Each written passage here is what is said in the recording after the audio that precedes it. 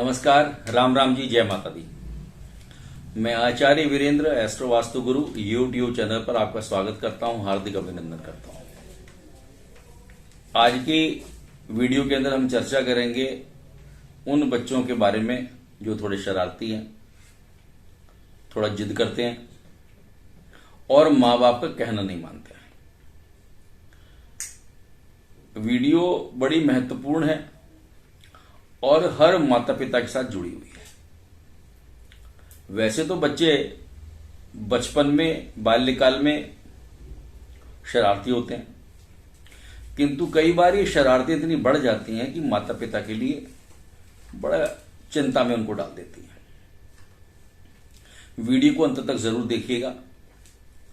इस वीडियो में बच्चों के जिद्दी होने का कारण क्या है, इस पर चर्चा करेंगे और माता पिता ऐसा क्या करें कि बच्चों को बहुत कुशलता के साथ उनकी जिद को ये कंट्रोल किया जा सके। अभी तक आपने अगर हमारा चैनल सब्सक्राइब नहीं किया है तो चैनल जरूर सब्सक्राइब कीजिएगा। देखिए, निसंदेह इसमें कोई शक नहीं है, हर माता पिता अपनी संतान को बहुत प्रेम करता है और प्रयास करता है कि उसकी सारी आवश्यकताओं को, सारी जरूरतों को वो पूरी कर सके। यहां तक कि अपनी जरूरतों को मार करके, अपनी आवश्यकताओं को कंट्रोल करके, अपनी जरूरतों को नियंत्रण में रख करके वो अपने बच्चों के परवरिश को अच्छे तरीके से करने का प्रयास करता है। ये सब करने के बाद भी जब बच्चों को लगता है कि हमारी सारी जरूरतें पूरी हो रही हैं, और कई बार उनको ऐसा लगता है कि अमुक व्यक्ति, हमारे माता पिता, कोई ऐसी वस्तु जिसको हम चाह रहे हैं वो नहीं दे पा रहे हैं, तो बच्चे जिद कर बैठते हैं। और यही जिद जो है वास्तव में आगे चल करके बड़े खराब परिणाम भी देती है। कई बार हम बच्चों की जिद को पुराने मुहावरों के साथ जोड़ देते हैं और उनको इग्नोर करते हैं। पुराने बड़े बूढ़ों के साथ बैठ जाओ तो कहते हैं, क्षमा बड़ेन को चाहिए, छोटन को उत्पात। बड़ों का काम क्षमा करना है और छोटों का काम शरारत करना है। कई बुजुर्ग हमारे ये भी कहते थे कि गाय का बच्चा और आदमी का बच्चा बचपन में नहीं कूदेंगे तो कब कूदेंगे। ये सारी बात ठीक है, किंतु एक सीमा तक। जब बच्चों की जिदें एक सीमा को पार कर जाती हैं तो वो वास्तव में परेशानी का कारण बन जाता है। और बच्चे जब बड़ों की बात ना मान करके हठी हो जाते हैं तो वो समस्या बड़ी गंभीर हो जाती है। सबसे पहले तो बात करेंगे जिद है क्या वास्तव में, जिद किसे कहते हैं। देखिए, सामान्यतः जो बच्चे होते हैं उनमें जिद की आदत ये होती है, बाल्यकाल में होती है। किसी वस्तु को प्राप्त करने के लिए, कोई पदार्थ प्राप्त करने के लिए, कोई चीज उनको चाहिए, तो उस चीज को प्राप्त करने के लिए वो बच्चे जो है वो माँ बाप के सामने जिद करना शुरू कर देते हैं। परंतु हर बात में जिद करना, हर बात में अड़ जाना, वैसे तो हमारे यहां कहते हैं बाल हट, स्त्री हट और अश्व हट, यानी घोड़े की हट। ये तीन हट, ये तीन जिद बड़ी खतरनाक होती है। बच्चा अड़ जाए तो उसको समझाना बड़ा मुश्किल हो जाता है। स्त्री अगर हट पे आ जाए तो उसको समझाना बड़ा मुश्किल होता है, और घोड़ा अगर अड़ जाए, घोड़ा भी हट में आ जाए तो घोड़े को उसको हैंडल करना बड़ा मुश्किल हो जाता है। आज की वीडियो में तो जो हम बात कर रहे हैं वो बाल हट की बात कर रहे हैं, बच्चों की हट की बात कर रहे हैं, बच्चों की जिद की बात कर रहे हैं। कई बार बच्चे क्या करते हैं, अपनी मनपसंद वस्तु को प्राप्त करने के लिए जिद करने लगते हैं, और वो जिद जो है उनकी रोने चिल्लाने से शुरू होती है।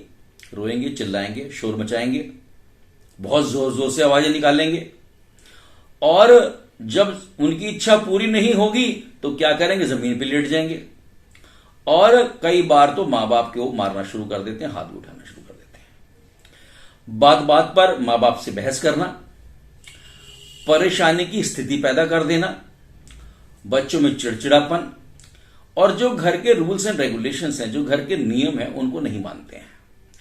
और कई बार तो बच्चे स्वयं को जोखिम में भी डाल देते हैं। कई बार ऐसी समस्याएं पैदा कर देते हैं जो उनके जीवन के लिए बड़ा कष्ट का कारण बन जाती है। और कई बार बच्चों के साथ दुर्व्यवहार करना, ऐसा भी बच्चों को लगता है कि वो माता पिता के साथ दुर्व्यवहार, मिसबिहेव करना शुरू कर देते हैं। कई बार मूर्खतापूर्ण हरकतें करेंगे, जैसे मूर्खों के समान व्यवहार करना, ये सारे के सारे लक्षण हैं। और कई बार तो बच्चे जिद ऐसे समय करते हैं जब घर में कोई गेस्ट आता है, जब घर में कोई मेहमान आता है, उनको पता है कि अब तो माँ बाप को ये जिद पूरी करनी पड़ेगी, तो बच्चे इस मामले में बड़े तेज होते हैं। अब ये सारे के सारे जो लक्षण है, ये सारे के सारे जिद के होते हैं। बच्चा बाजार के अंदर गया, बाजार में उसको कोई खिलौना पसंद आ रहा है।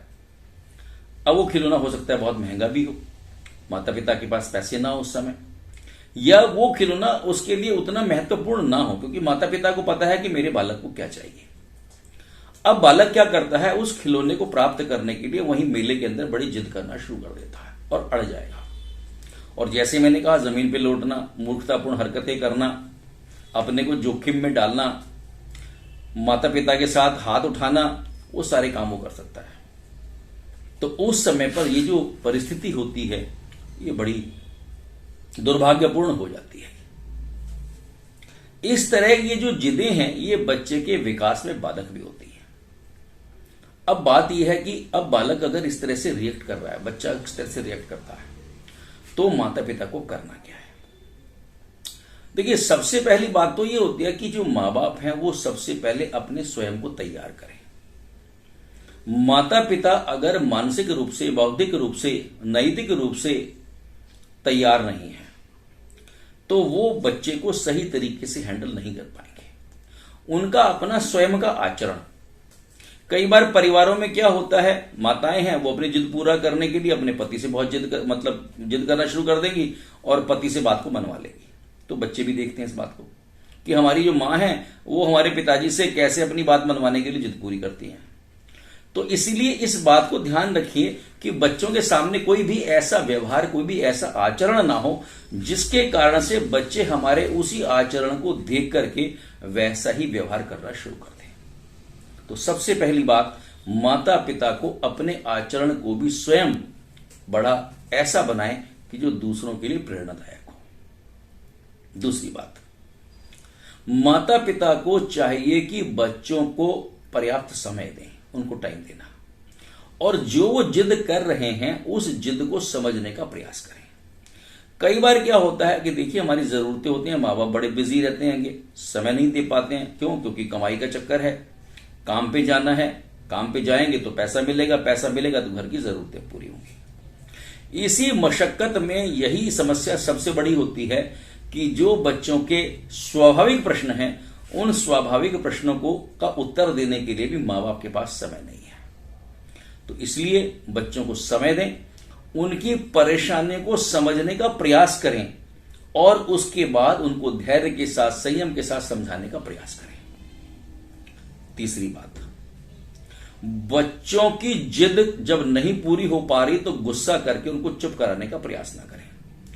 गुस्से से क्या होगा, बच्चे थोड़ी देर के लिए तो समझ जाएंगे, लेकिन उसका दूरगामी जो परिणाम होंगे बड़े भयंकर होंगे। गुस्से से क्या होगा, बच्चों पर बहुत ज्यादा नकारात्मक यानी नेगेटिव इंप्रेशंस ही आने वाले हैं। इसके अलावा प्रयास करें, घर का जो माहौल है वो शांतिपूर्ण होना चाहिए। अगर माँ बाप ही आपस में लड़ते झगड़ते रहते हैं, घर के अंदर वातावरण बड़ा दूषित है, तो उससे भी दिक्कत आती है। बच्चों के मन में माता पिता के साथ जो है वो एक हेल्दी रिलेशनशिप, एक फ्रेंडली रिलेशनशिप, बड़ा मित्रता के जैसे मित्र आपस में रहते हैं, ऐसे ही उनके साथ रहना चाहिए। और अपने बच्चों को सम्मान दें, स्नेह करें, और परिवार के अंदर समझदारी का ये वातावरण जो है जब बना के चलेंगे तो माता पिता के लिए थोड़ा सा आसानी हो जाएगी और बच्चे आज्ञाकारी होंगे और उनका कहना मानेंगे। जैसे मैंने भी कहा कि माता पिता कई बार छोटी छोटी बातों पर स्वयं ही झगड़ना शुरू कर देते हैं, तो प्रयास करें कि ऐसा झगड़ा बच्चों के साथ, वैसे तो बिल्कुल ही नहीं करना चाहिए झगड़ा। अगर कोई ऐसा विषय आ गया है कि माता पिता में किसी बात को लेकर के कोई मतभेद है या मां किसी बात को लेकर के जिद कर रही है, तो बच्चों के सामने ऐसा न करें। नहीं तो जो बच्चा है वो भी स्वयं टेंशन में आएगा और तनाव की स्थिति पैदा हो जाएगी और वो सारी सिचुएशन कहीं ना कहीं वो उसमें जिद्दीपन ये आना हो जाएगा। कई बार परिवार में एक से अधिक बच्चे हैं तो उसका एक लाभ भी है हमें।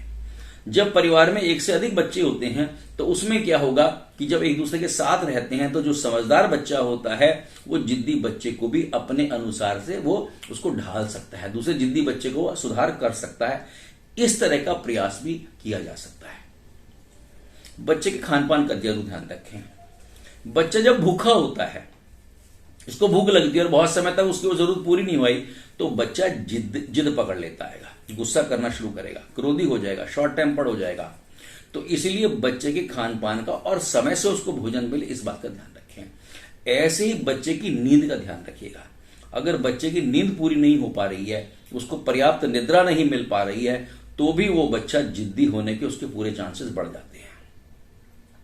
बच्चे का गुस्सा जब शांत हो जाए, बच्चा गुस्से में जिद पकड़ रहा है, तो जब वो शांत हो जाए तो उसको प्यार से समझाना चाहिए और उसको बताना चाहिए कि भाई तेरी जो जरूरत थी, तेरी जो जिद थे, उसको हम इस वजह से पूरा ये नहीं कर पा रहे थे।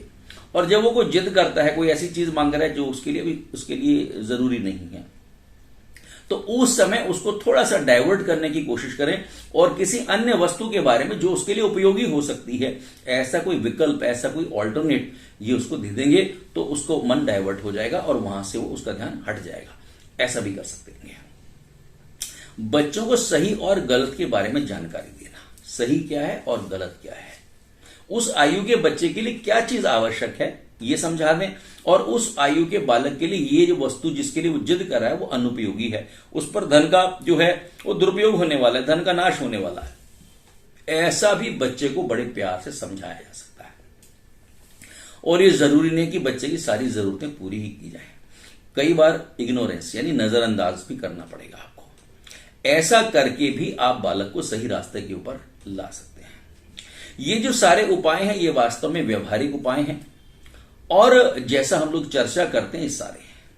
इसके अलावा अब मैं आपको वो उपाय बता रहा हूं जिसके कारण से अब ये जो उपाय आप करेंगे उससे भी आपका बालक जो है वो सीधे रास्ते पर आ जाएगा और जिद को छोड़ देगा। जो माता पिता हैं उनको भी श्री हनुमान चालीसा का पाठ ये रोज करना चाहिए और इतने ऊंचे स्वर में करें कि बालक के भी कान के अंदर वह स्वर पड़ना चाहिए। हमने अपने मन में कर लिया, अपना कल्याण तो हो गया, लेकिन जब हम माता पिता भी उस जो है श्री हनुमान चालीसा का पाठ करेंगे और ऐसे स्वर में करेंगे कि उनके बच्चों के कान में पड़ रहा है, तो उसका उनको लाभ मिलने वाला है। और बच्चे जो होंगे बड़े धैर्यवान हो जाएंगे, बड़े कुशल हो जाएंगे और आज्ञाकारी बनेंगे, माता पिता का कहना मानने वाले होंगे। अगर बच्चे जिद करते हैं तो चांदी के गिलास के अंदर बच्चों को पानी पिलाएं, उससे भी उनको लाभ मिलेगा। और स्वयं भी तिलक लगाएं, चंदन का हो सकता है, हल्दी का हो सकता है, कुमकुम का हो सकता है, रोली का हो सकता है। ऐसा कोई भी तिलक स्वयं भी लगाएं और नित्य प्रति अपने बालकों को भी चंदन का तिलक लगाएं। ये 3 उपाय जो इससे पहले आपको मैंने बताया है वो हमारे लिए नियमित रूप से अपने को सेल्फ एनालिसिस, वो सारे विषय आत्मविश्लेषण के थे। माता पिता का दायित्व था कि क्या उनको किस तरह से करना है। और जो अंत के 3 उपाय मैंने आपको बताए हैं वो हमारे धर्म के साथ जुड़े हुए हैं, हमारी संस्कृति के साथ जुड़े हुए हैं। हमारा जो हमारा जीवन की जो जीने की शैली है, जो हमारे जीवन को जीने की पद्धति है, जो धर्म के साथ हम जुड़े हुए हैं, जब स्वयं जुड़ेंगे और बालकों को भी उस रास्ते पर चलने का जब हम लोग उनको आग्रह करेंगे और प्रयास करेंगे, तो निश्चित मानिए कि बच्चे जो हैं वो सही बात के लिए ही जिद करेंगे, कभी गलत बात के लिए जिद नहीं करने वाले हैं। इसी आशा के साथ, विश्वास के साथ आप ये सारे उपाय जरूर कीजिएगा। बालक आपके आज्ञाकारी हो, होनहार हो, देश समाज का कल्याण करने वाले हों, लंबी आयु उनकी हो, ऐसी मैं भगवान से कामना और प्रार्थना करता हूं। आपके लिए रोज दिन आने वाला मंगलमय हो, ऐसी कामनाओं के साथ नमस्कार। राम राम जी।